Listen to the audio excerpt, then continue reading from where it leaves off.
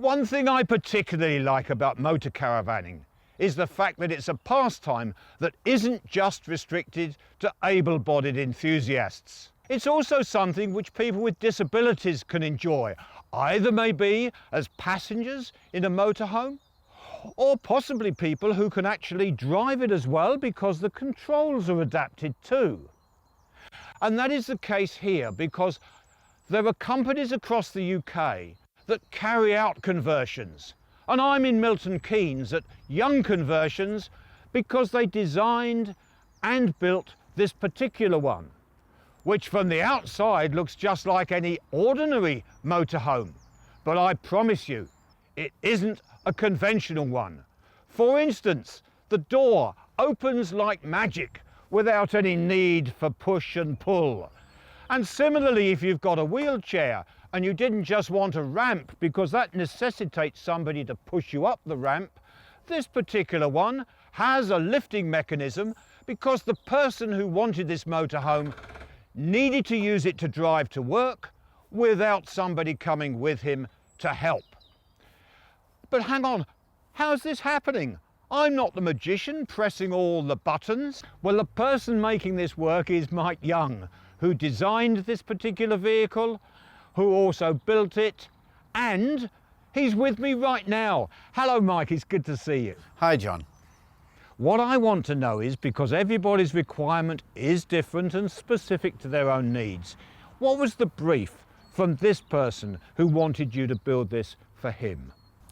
Well, this particular client was wheelchair bound, and he wanted a vehicle that was both an everyday vehicle for getting back and forward to work, but also a leisure vehicle that he could share with his wife and members of his family.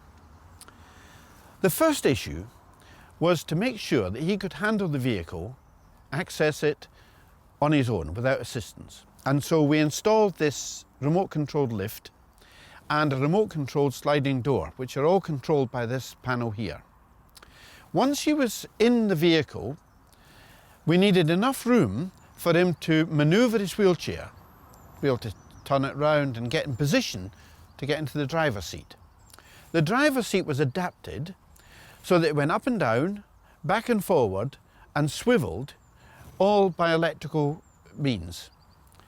And so this enabled him to get from his wheelchair to the driver's seat, unaided, to swivel himself round into the driving position, where he had hand controls to control the vehicle. The vehicle was also automatic.